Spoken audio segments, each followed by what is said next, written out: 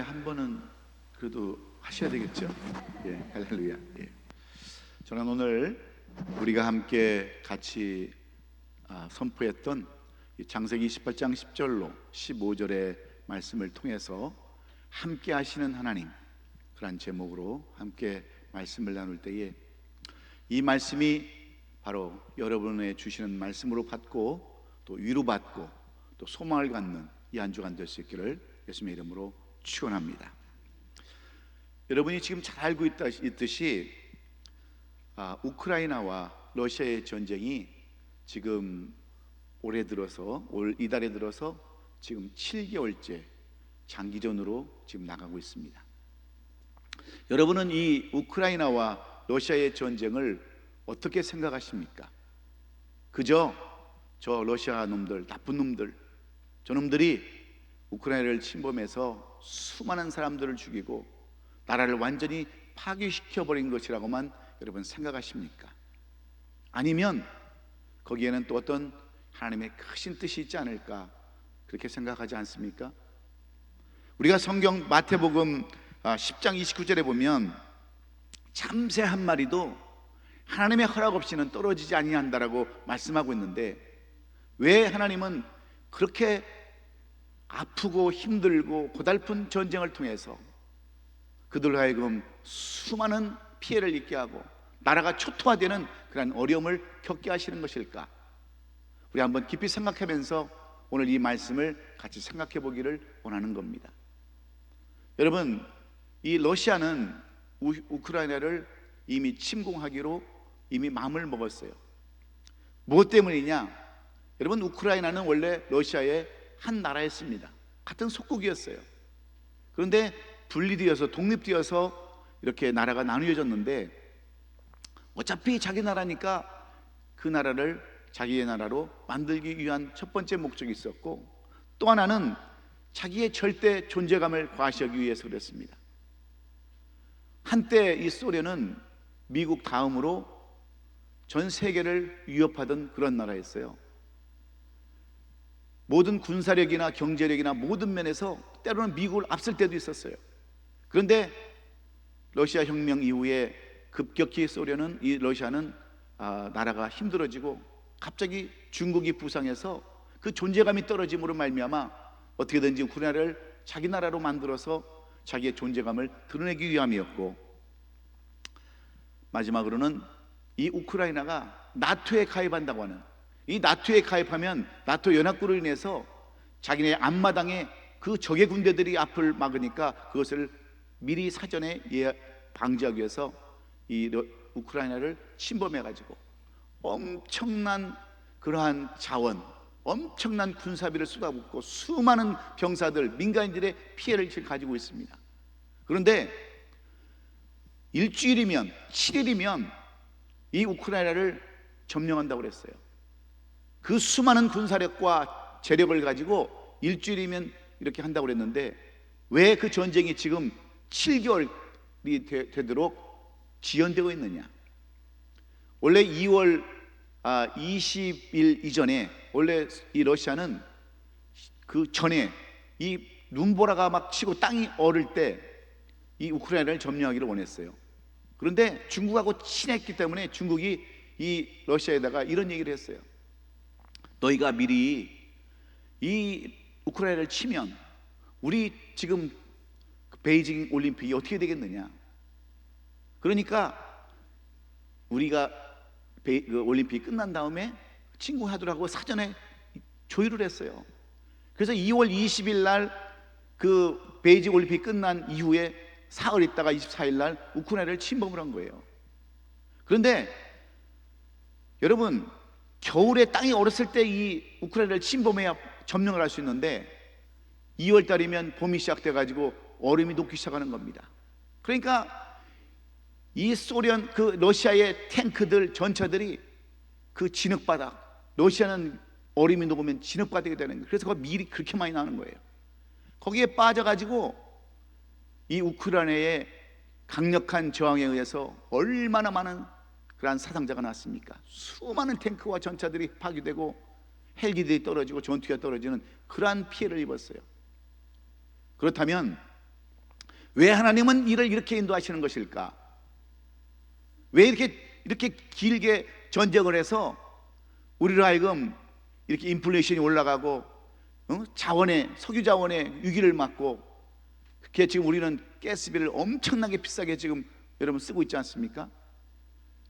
무엇 때문일까? 과연 이 전쟁이 그냥 생기는 전쟁일까? 여기에는 우리 하나님께서 약속의 말씀이 있기 때문에 그래요. 하나님께서 세우신 백성, 이스라엘 백성들에게 하나님의 약속을 보여주기 위함인 것을 우리가 알 때 우리는 영적으로 오히려 그 전쟁을 통해서 귀한 교훈을 배울 수가 있습니다. 여러분, 이 러시아의 전쟁과 우크라이나의 전쟁이 하나님 택한 이스라엘 백성들과 무슨 영향이 있을까요?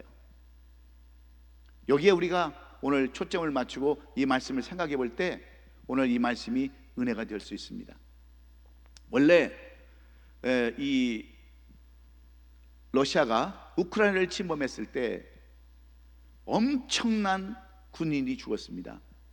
그래서 이 러시아는 지금 시리아에 있는 군사들, 그 러시아의 군대를 여기로 투입을 시켰어요. 너무나도 많은 군인이 죽으니까 그 군인들을 대체하기 위해서 시리아에 있는 러시아의 그 함대들을 전부 다 이 우크라이나 쪽으로 옮겼어요.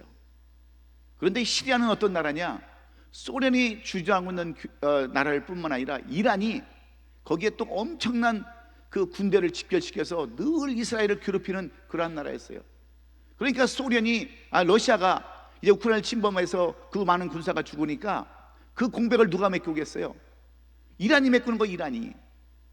근데 이란이 그렇게 군대를 거기다가 더 많이 보내고 그러니까 이스라엘에서는 염려가 되지 않겠습니까? 그런데 염려가 아니라 이 러시아가 빠져나옴으로 말미암아서 이스라엘은 하나의 좋은 빌미가 생겼어요. 이 이란은 항상 이스라엘을 언제든지 지구상에서 몰아내려고 하는, 없애버리려고 하는 그런 나라입니다. 이슬람과 이 하나님과의 그 대립으로 인해서, 종교적인 전쟁으로 인해서 언제든지 이 이스라엘을 없애려고 하는 그런 나라인데, 이 이란에서 이스라엘을 공격하려면 1500km라도 돼서 멀어서 잘 공격을 할 수 없어요. 그래서 시리아에다 거점을 두고 매일 이스라엘을 괴롭히는 거예요. 그런데 이스라엘에게는 기회가 왔습니다. 전쟁으로. 항상 이 시리아에 있는 이란의 군대를 파괴하려면 누구의 허락을 받아야 되느냐? 이 러시아에 항상 허가를 받아야 되는 거예요, 허가를. 그런데 이 러시아가 다 빠져나가니까 어떻게 되겠어요? 이제는 마음대로 공격할 수 있는 거예요. 그래서 지난 6월에요, 다마스커스라고 하는, 우리가 잘 아는 사울이 그 예수님을 만난 그 다메섹, 그 국제공항을 이스라엘이 폭격을 해가지고 완전히 그 국제공항을 마비시켜 버렸어요. 그 지금 비행기가 뜰 수도 없고 내릴 수도 없는 그런 상황으로 만들어졌고, 또 얼마 전에 그 시리아의 남부에 있는 그 이스라엘의 군 기지를 그 다음에 완전히 다 초토화시켜 버렸어요. 이 전쟁으로 인해서 하나님의 백성, 하나님 택한 백성, 이스라엘 백성들에게 이러한 빌미를 제공해 가지고 지금 언제든지 이제 이란을 공격할 수 있고 시리아를 점령할 수 있는 그러한 계기를 만들었을 뿐, 이렇게 만들어놨어요. 그것뿐인 줄 아십니까? 이스라엘은 하나님께서 분명히 오늘 창세기 28장 15절에 분명히 말씀했어요. 창세기에서 이미 모세에게 말씀을 하셨어요. 내가 너희들이 흩어진 민족이라 할지라도 내가 너희들을 반드시 이스라엘 땅으로 다 돌아오겠다라고 약속을 해주셨어요. 그래서 수많은 그 이스라엘 유대인들이, 흩어졌던 디아스포라 사람들이 이스라엘로 돌아오고 있었어요. 그런데 이 우크라이나에 있던 유대인들, 거기에 100만이 살았답니다, 우크라이나에. 그런데 80만 명은 돌아갔는데 20만 명이 돌아가질 않는 거예요. 왜냐? 한때 이 우크라이나에 성령의 바람이 불어가지고 유대인들도 예수를 많이 믿었습니다. 그래서 그들이 메시아닉 주가 됐어요. 메시아닉, 예수를 믿는 그 유대인들이 되었어요. 그러니까 유대인 땅으로 돌아가질 않는 거예요. 그런데 전쟁이 나서 러시아가 이 우크라이나를 계속해서 폭격을 하고 나라를 다 짓밟아 버리니까 유대인들이 20만 명 유대인들이 어디로 가겠어요? 700만 명의 그 사람들이 유럽으로 피난을 갔는데 어쩔 수 없이 유대인들도 피난을 가면 여러분 어디로 가겠어요? 내 조국 이스라엘로 돌아가게 하는 거예요. 하나님은 이제 예수를 믿고서도 안 돌아가는 유대인들을 하나님의 약속의 말씀대로 내가 너와 함께 있어 어디로 가든지 너를 지키고 너를 이끌어 이 땅으로 돌아오게 한다고 하셨는데, 그것을 이루기 위해서 이 전쟁을 일으켰다고 한다면, 하나님이 만드신 전쟁이라면 얼마나 이 전쟁을 통해서 우리가 귀한 교훈을 얻을 수 있습니까? 여러분, 얼마 전에 저 스촨성, 중국의 스촨성이라는 곳에 지진이 났어요. 이스라엘에 지진이 났는데 그곳에 치앙마을이라는 있어요. 치앙마을. 그 치앙마을이 지진으로 해서 다 무너져 버렸어요. 산이 무너져 가지고 계곡을 다 메꾸고 한 그 부족 마을을 다 덮어버렸습니다. 그래서 이 NGO 단체들이나 구호 단체들이 이 치앙마을에 들어가서 그 흙더미를 다 집어내고 거기 빠진 사람들을 구출해내고 다 했는데, 거기서 여러분 뭐가 나온 줄 아세요? 이 사람들은 다른 나라와 다른 사람들과 교류도 안 하고 자기 부족만 만들어서 살고 있는데, 거기가 가보니까 뭐가 나오냐? 유대인들이 쓰는 메노라라고 하는 것이 나오고 다윗의 별이 거기서 나왔어요. 거기서 이 NGO 단체들이 발표한 거예요. 중국까지 와서 숨어 살던 그 디아스포라와 유대인들이 이 지진으로 말미암아서 거기서 발견돼가지고 이 사람들이 어디로 갔겠어요? 다 유대인 정착지로 돌아가지 않았겠어요? 100년 전에는 저 이디오피아에 있는 그 한 정글 마을에 어떤 선교사가 칼을 차고 정글을 타고 들어갔는데, 그냥 가릴 것만 다 가리고 있었던 원주민들을 가서 보니까 집으로 만든 그 집에 위에 다윗의 별이 붙어 있는 거예요. 100년 전에. 그리고 메누라가, 유대인들이 쓰는 메누라가 거기서 발견되는 거예요. 3000년 전에 이미 거기로 다 옮겨갔던 그 사람들이 발견돼서 그 사람들이 어디로 갔겠냐는 거예요. 여러분, 그뿐만인 줄 아세요? 2020년, 21년도 코로나가 와가지고 지금 유대인들이 계속 유대인으로 정착지로 가서 이 창세기 15장 말씀을 이루기 위해서, 하나님을 이루기 위해서 그들을 보내고 있는데, 유대인들이 안 가는 거예요. 안 들어가는 거예요. 아, 미국이 훨씬 살기 좋죠. 돈 많지. 그렇게 많은 이 유대인들 안 가니까 코로나로 인해서 이 브루클린에 있는 그 사람들이 저 유대인들 때문에, 저놈들 때문에 이 코로나가 퍼졌다고 그래가지고 대부분의 유대인들이 또 이 코로나 기간에 유대인으로 다 이스라엘로 돌아가 버렸어요. 여러분, 이것이 하나님이 하시는 일이에요. 전쟁을 통해서, 때로는 어려움을 통해서 하나님이 약속하신 일을 이루기 위해서 여러분 그런 거예요. 그런데 더 놀라운 일이 있어요. 더 놀라운 일이, 여러분, 러시아는 이번 전쟁을 통해서 유럽 연합국가에다가 그들이 전 세계 40%를 갖고 있는 가스관을 잠가버린다고 그랬어요. 여러분, 유럽은 소련에서 천연가스를 공급하지 못하면 얼어 죽거나 공장 가동을 할 수 없어요. 그런데 참 이상한 반전이 일어났습니다. 이상한 반전이 일어났어요. 여러분, 이스라엘 땅은 가보신 분들은 알겠지만 저는 가봤는데, 이스라엘 땅에 가보면요 다 사막 땅입니다. 하나님이 약속하신 적과 꿀이 흐르는 땅이라고 볼 수가 없는 그런 땅이에요. 근데 여러분, 유대인들이 돈 냄새를 얼마나 잘 맡습니까? 돈이라고 하면 뭐 눈이 뒤집힐 정도로 돈을 잘 버는 사람들이 이스라엘 사람들인데, 희한하게도 이스라엘 땅에는 기름이 한 방울도 안 났어요. 한 방울도. 옆에 있는 이집트나 요르단이나 그런 나라들은 옆에서 기름이 그렇게 막 튀어나오는데, 이스라엘은 기름이 안 나오는, 기름이. 그들이 얼마나 그 기름을 찾기 위해서 땅을 수십 군데를 팠겠어요. 수백 군데를 팠겠어요. 그래도 희한하게 이스라엘은 기름 한 방울이 나는 그런 불행한 나라가 됐어요. 그러니까 2005년도에는 이집트에서 기름을 갖다 쓰고요. 그런데 그것도 중동 전쟁 이후로 해서 그걸 막아버렸습니다. 그 전에는 이란에서 수입했는데 이란도 혁명이 일어난 이후부터 다 끊어져 버렸어요. 그러니까 이 사람들은 어디서 기름을 사와야 되느냐? 저 북유럽이나 아니면 아르헨티나 같이 먼 데서 이 기름을 사오니까 기름값이 얼마나 비싸겠어요. 그러니까 그들이 찾는 것은 이 지하정원을 찾는 건데 지하정원이 안 나오는 거예요. 그런데 말입니다, 이스라엘이 지난번에 그 이스라엘의 신문 유라진가 거기에서 이렇게 발표를 했어요. 앞으로 유럽으로 가는 모든 가스는 우리가 공급하겠다, 그렇게 계약을 했어요. 이번 여름부터 시작해서 겨울부터는 공급하겠다고 그랬어요. 무슨 일이 일어나죠 아십니까? 기름 한 방울 나지 않는 그러한 이스라엘 앞바다, 홍해 앞바다에서요, 기름이 터지기 시작했어요. 기름이 앞바다에서. 그리고 거기서 천연 그 가스가 발견이 됐는데요, 소련 다음으로 그렇게 많대요. 소련 다음으로. 이 전쟁을 통해서 유럽 사람들이 항상 러시아 얘기만 들어야 됐거든요. 니네 우리 말 안 들어? 가스 잠가버릴 거야. 그러니까 이스라엘이 그래? 그럼 우리가 도와줄게. 그래서 지금 유럽연합의 모든 가스는 지금 이스라엘이 공급하기 이렇게 돼 있어요. 이게 하나님의 약속이에요. 기름 한 방울 나지 않는 그런 이스라엘 땅에 이런 축복이 있다고 하는 것을 누가 알았겠냐고요. 누가? 하나님께서 이미 아브라함에게 내가 너에게 지시할 땅으로 가라 했던 그 가나안 땅, 그 땅을 하나님께서는 그냥 주신 게 아니란 말이에요. 그 땅이 지금 기름이 나오고 천연가스가 사해바다에서 지금 나와요. 사해바다에서. 그 옛날에 사해바다에서 나올 줄 꿈도 못하고 사해바다는 시추할 생각도 못했는데 사해바다에서 지금 기름이 엄청나게 쏟아져 나온다니까요.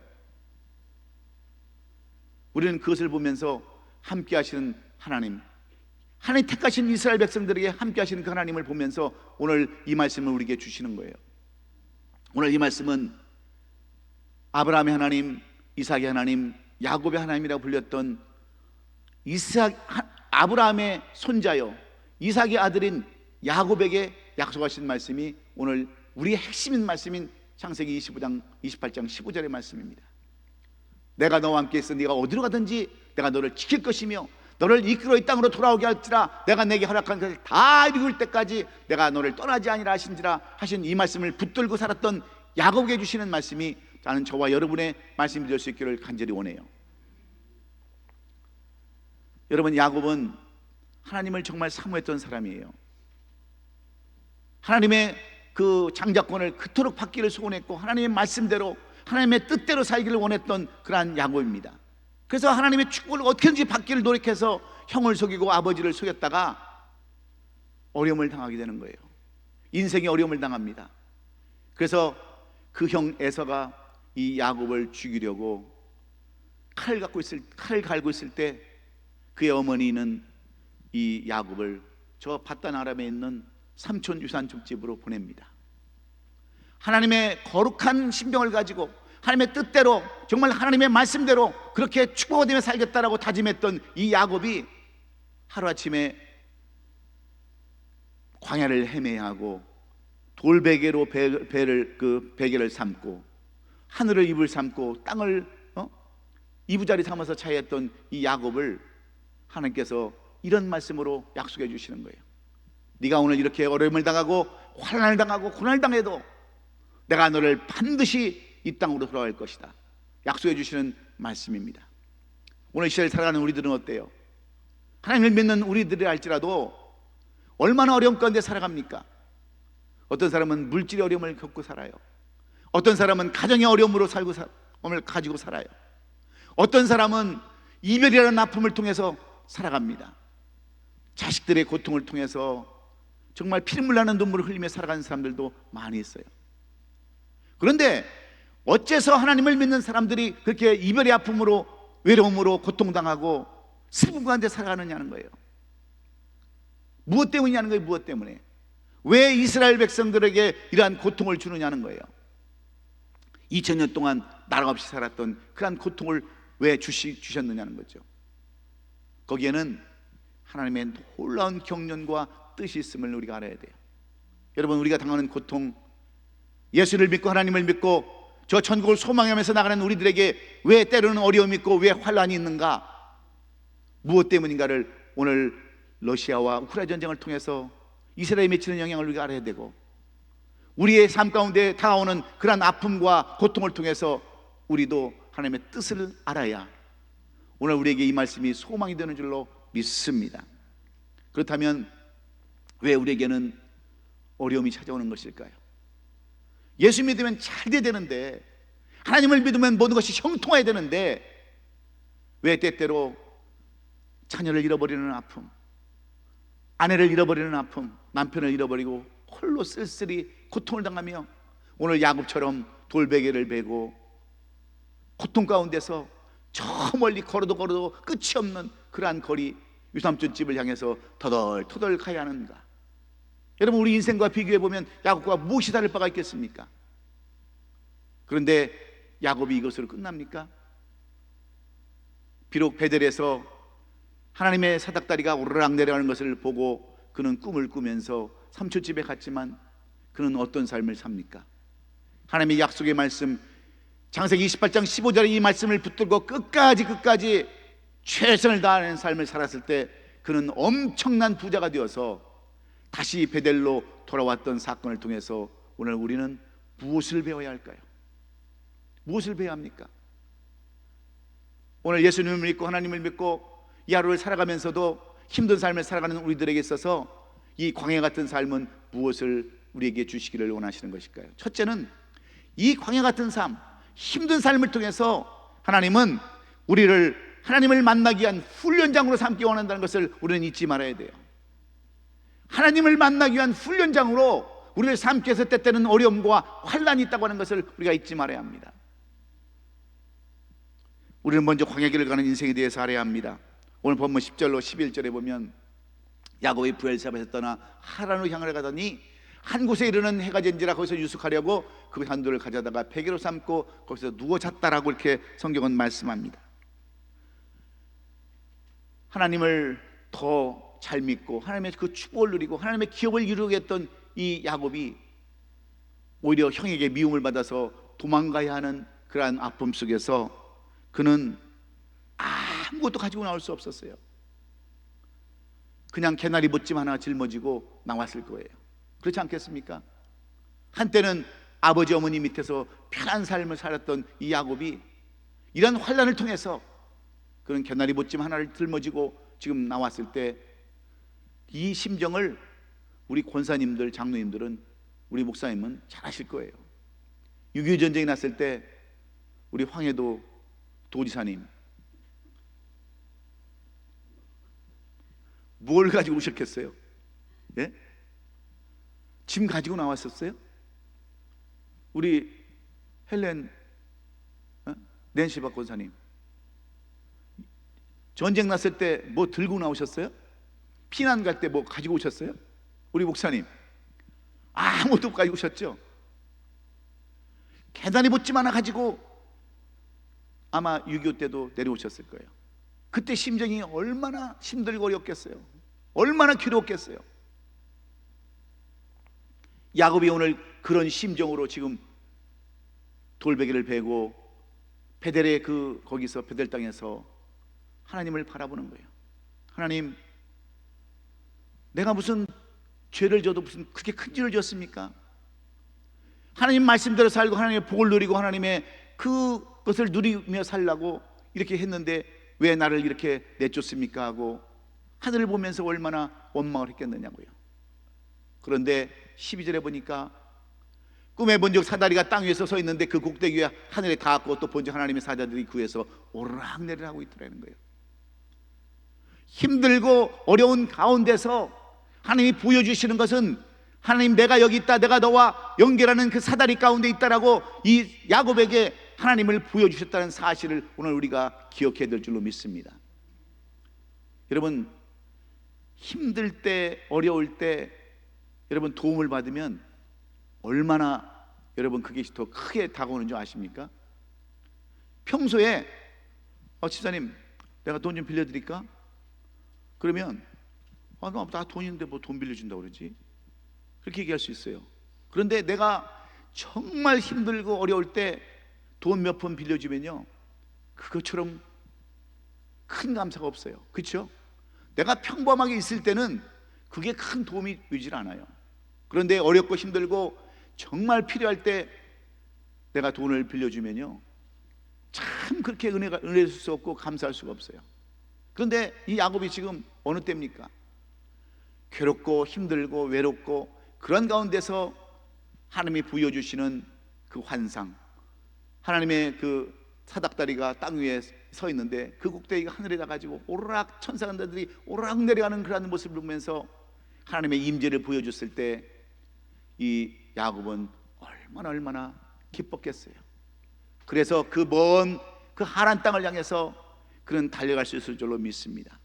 여러분, 오늘 우리가 때때로 어려움을 당하고 고난을 당해도요, 우리가 이 하나님의 사닥다리를 우리가 본다면 우리에게도 소망이 있는 줄로 믿어요.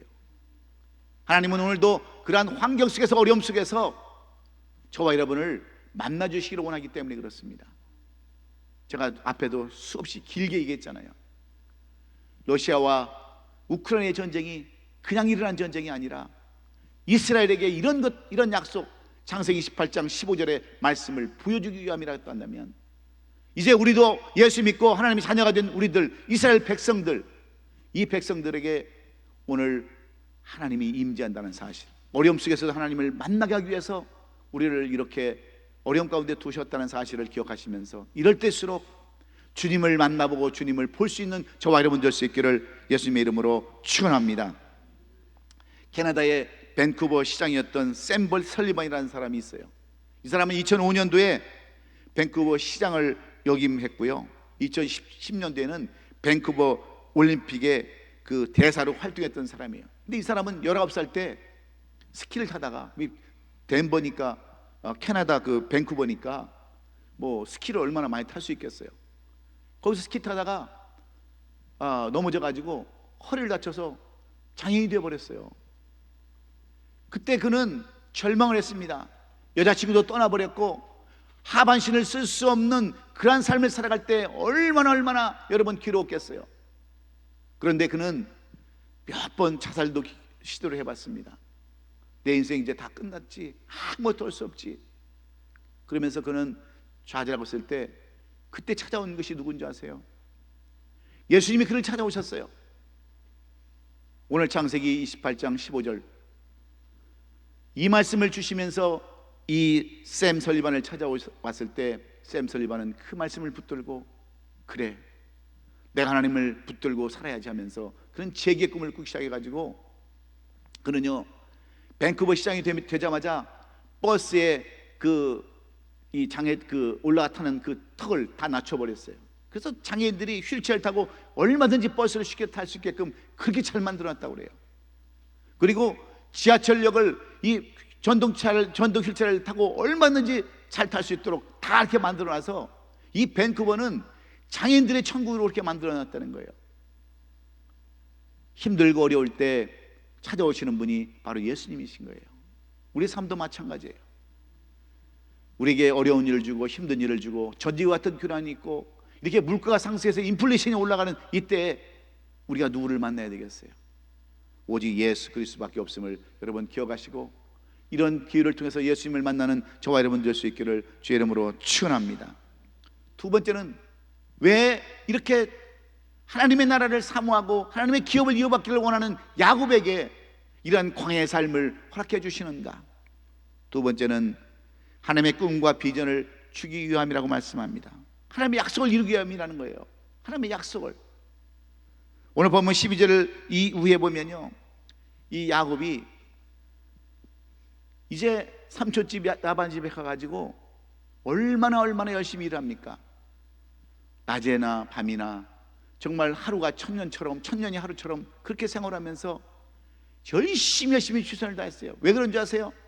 창세기 28장 15절의 말씀을 이미 받았기 때문에, 그 말씀으로 꿈과 비전을 주기 때문에 이 야곱은 거기서 버드나무를 심고 살구나무를 심고, 그래서 양떼들을 키우면서 얼룩덜룩한 그런 양들만 먹여달라고 그래가지고 엄청난 부를 이루잖아요. 여러분, 하나님은 이 약속의 말씀을 가지고, 이 꿈과 비전을 주는 말씀을 가지고 붙드는 사람에게 엄청난 축복을 허락하실 뿐만 아니라 다시 베델로 오게 해서 그가 서원한 대로 그에서 교회를 짓고 하나님 앞에 11조를 드리는 그러한 삶을 살게 하시는 것이 바로 하나님이시기 때문에 오늘 우리는 실망할 필요가 없어요. 여러분, 절대 여러분 혼자가 아니에요. 그것을 우리가 알아야 합니다. 주님이 여러분과 함께하고 계신다는 사실을 오늘 우리는 잊지 말아야 됩니다. 구약시대 하나님께서는 때때로 예언자들을 통해서 말씀을 계시해 주었고 꿈과 환상을 통해서 하나님의 뜻을 계시해 주셨어요. 지금은 이 약속의 말씀을 통하여 하나님께 우리에게 꿈과 환상을 보여주고 있는 거예요. 그래서 우리는 실망할 필요가 없는 겁니다. 오늘도 끝까지 교회가 별로 부흥 안 하네, 그거 아무 생각할 필요 없어요. 저는 이 말씀 붙들었어요. 28장 15절 말씀, 반드시 돌아오게 할 것이다. 지금 러시아와 우크라이나 전쟁을 통해서 유대인들이 이스라엘로 다 돌아오는 것처럼 우리 교회도 믿지 않는 영혼들, 그런 영혼들이 돌아올 것을 저는 확신하기 때문에 그래요. 꿈과 비전을 여러분 잊지 말아야 돼요. 그것이 하나님의 언약의 약속의 말씀이기 때문에 그렇습니다. 그래서 결국 야곱은 이스라엘 12지파의 조상으로 위대한 일을 이루지 않았습니까? 오늘 여러분들도 끝까지 하나님의 약속의 말씀을 가지고 꿈과 비전을 이룰 수 있기를 예수님의 이름으로 축원합니다. 제가 아는 분 중에는요, 저를 인도하신 그 권필호 집사님이라는 분이 있어요. 90인생 하나님께서 함께 하셨다고 하는 책을 제가 새벽 예배 나오신 분들한테는 한 권씩 다 드렸어요. 우리 목사님이 그 책을, 임 목사님이 그 책을 읽으시고 새벽 예배 때 설교를 하셨는데, 그 집사님은 올해 90세입니다. 아직도 허리 하나 굽어지지 않고요, 이 목이 굽어지지 않고 아직도 정정한 모습으로 살고 계시는데, 그분이 30년 전쯤에 저를 만나가지고 저를 은혜교회로 인도하셨어요. 그래서 제가 은혜교회에서 신학교를 다니고 또 거기서 전도사 생활하고 목사 생활하고 하다가 오늘날 이 자리에 서게 됐는데, 이분은 정말 자기의 모든 삶 90인생을 돌아보면서 하나님이 나를 떠나지 않으셨다, 나와 함께 하셨다, 이렇게 회고집을 냈어요. 그런데 그 미국에 1913년에 오셨으니까 미국에 50년 사신 거예요. 50년. 40년은 한국에 사셨고 50년은 미국에 사셨는데, 그 미국 생활, 이민 생활을 구구절절 자세히 기록해 놓으면서 하나님께서 나를 지금까지 이렇게 함께 하셨다라고 그 고백한 내용을 통해서 책을 읽어보신 분들은 다 은혜를 받았을 거예요. 장로를 그렇게 하라고 해도 장로를 안 하고, 그분이 물론 저 덴버나 저 오클라호마나 저 뉴욕 쪽이나 그렇게 교회를 옮겨 다니시면서 이렇게 사시면서 교회를 여러 번 섬기셨지만 장로 직분을 안 받았어요. 나는 그럴 자격이 안 됩니다. 나는 얼마든지 집사로서도 얼마든지 섬길 수 있습니다. 그러면서 겸손하게 장로 직분도 안 받으시고 수없이 교회 모든 개척교회의 모든 멤버의 제일 손들으셨으니까 장로 1순위인데도 불구하고 그걸 안 받으시고 지금까지 은혜교회에서 그 권사님은요, 아주 유명하신 목사님 동생이에요. 그 사모님은 재혼하셨는데 김요석 선교사님이라고 중국에서 그 나병 환자들, 같이 흙을 먹는 그 나병 환자들을 치료해 주면서 이름도 없이 빛도 없이 예수님처럼 똑같이 사시는 그분의 동생이신데, 제가 옛날에 그 권사님의 제가 전도사였거든요. 구역장이었거든요. 근데 그 김육성 교사님이 이 캘리포니아를 방문했을 때 교회를 주일날 섬겨야 되니까 우리 교회를 오시겠다라고 연락이 온 거예요. 그래가지고 주일날 그분을 세웠어요. 목소리가 예수님처럼 그렇게 맑은 물처럼 말씀 한마디 한마디가 그냥 전부 다 은혜. 교회가 다 뒤집어졌어요. 그 예배가 끝나고 나서 소문이 어떻게 퍼졌는지 전화가 빗발치게 왔습니다. 목사님, 그 목사님을 도대체 어떻게 알길래 목사님 같은 교회에서 그 목사님을 섬길 수 있었냐고, 모실 수 있었냐고, 그 목사님 전화 좀 알려달라고, 어디 계시는지 좀 호텔 좀 알려달라고, 그냥 주위에 있는 목사님들이 얼마나 전화를 많이 했는지 몰라요. 그 목사님의 동생이 이제 그 집사님은 그 사모님이 안 사람이 유방암으로 돌아가셔가지고 재혼을 하셨는데 13살 어린 그 사모님하고 재혼해서 지금까지 그분은 은혜교회에서 성가대로만 지금까지 봉사하고 살아요. 한 번도 교회를 옮겨 본 적도 없어요. 그러니 하나님이 함께 하셨다라고 그렇게 고백할 수밖에 없는 거죠. 여러분, 아무나 하나님이 함께 하시는 것이 아니에요. 끝까지 하나님 말씀에 순종하고 하나님의 뜻을 기리면서 헌신하고 희생하는 그런 사람들에게 이렇게 내가 하나님께 함께 하셨다라고 고백할 수 있는 그런 고백이 저와 여러분의 고백이 될 수 있기를 주의 이름으로 축원합니다. 그리고 마지막으로 하나님은 축복의 위로를 해주시기 위해서요. 위로해 주시는데 그 위로가 무슨 축복이냐? 축복을 해주시기 위해서 광야로 내모르셨다는 거예요. 야곱이 여러분 삼촌 집에 갔지 않았으면 어떻게 여러분 그렇게 큰 돈을 모을 수 있었겠어요? 어떻게 그 많은 식소들을 데리고 다시 돌아올 수 있었겠어요? 하나님은 반드시 창세기 28장 15절의 말씀을 통해서 주시는 말씀이 축복의 말씀이에요. 내가 서두에서 러시아와 우크라이나 전쟁 속에서 그 보여주셨던 하나님의 축복을 말씀해 드렸잖아요. 이스라엘의 여러분 그 많은 천연가스와 그 많은 여러분 기름이 지금 러시아보다 이 천연가스가 다음으로 많대요. 그렇게 많은 양이 매장되어 있대요. 지금도 그 사해에 이미 죽은 바다에 기름이 그냥 엄청난 그 배럴이 거기에 묻혀 있대요. 그것이 요즘 그 최근에서 발견된 그런 내용들이에요. 하나님은 하나님을 섬기는 이스라엘 백성들, 택한 이스라엘 백성들에게는 반드시 이런 축복이 임하는 것을 오늘 야곱을 통해서 우리에게 보여주고 있어요. 여러분 지금 기름이 없다고, 안 보인다고, 천연가스가 안 보인다고, 지하정원이 안 보인다고 우리의 삶 속에서 원망하고 계십니까? 하나님은 이미 여러분 뒤에 감춰두신 것을 알아야 돼요. 내가 지금은 이렇게 비참하게 사는 것 같아도, 지금은 아무것이 없이 사는 것 같아도, 허벌판 같은 삶을 사는 것 같아도 하나님은 이미 여러분 뒤에 그 축복, 보지 않는 축복을 마음껏 감춰뒀다는 사실을 여러분 우리가 오늘 이 시간 깨달아야 됩니다. 실망하지 마세요. 아무것도 지금 없다고 왜 하나님 나는 안 열어주십니까? 왜 이웃 국가 에집트, 요르단 그런 나라는 기름이 펑펑 쏟아져서 마음대로 쓰는데 왜 나는 안 주십니까? 하나님은 여러분의 때에 그걸 열어주시려고 감춰두신 거예요. 감춰두신 거. 우리 교회도 마찬가지예요. 우리 삶도 마찬가지예요. 단지 이미 감춰두셨을 뿐이지 없는 게 아니란 말이에요. 저는 여기에 얼마나 소망을 갖는지 몰라요. 축복의 위로를 해주시려고 감춰두신 사실을 우리가 깨닫는다면 이대로 물러서야 되겠습니까? 다니엘 디포 책 중에 로빈슨 크루소라는 책이 있어요. 이 책을 보면 로빈슨 크루소라는 사람이 무인도에서 난파되어요. 아버지의 뜻을 거절해버리고 무인도에 갔는데요, 그 사람이 무인도에 가서 막 괴로워하는 거예요. 하나님 왜 나를 이렇게 무인도에다가 처박아 놓고 이렇게 힘들게 합니까? 그런데 어느 날 보니까 그 힘든 삶을 살아가는데 이런 시편 50편 15절의 말씀이 딱 떠오르는 거예요. 환난날에 나를 부르라, 내가 너를 건지리니 내가 너를 영화롭게 하리라. 이 말씀이 생각이 나서 있는데 어느 날 보니까 그 프로데이를 그 식인종, 그 프라이데이를 구출해 가지고요, 그 떠내려오는 그 하인, 그 종, 노예, 이 사람을 구출해 가지고 자기 종으로 삼아요.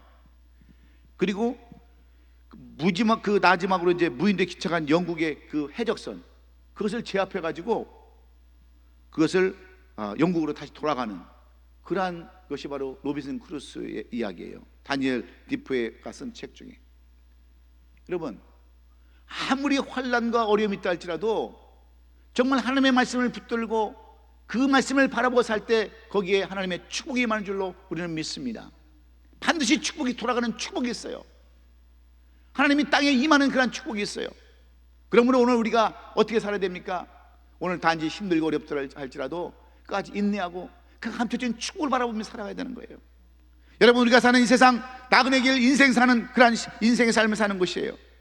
이 세상이 전부가 아니에요. 이 세상을 전부라고 생각하고 이 세상의 목적을 둔 사람은 얼마나 불행한 삶을 살지 모릅니다. 그러나 우리가 장차 돌아갈 본향이 우리를 위해서 예비되었다고 하는 것을 우리가 믿고 산다면, 그리고 우리에게 감춰진 축복이 있다고 생각한다면, 오늘 우리는 충분히 우리의 현실을 이기고 살아갈 수 있는 줄로 믿습니다.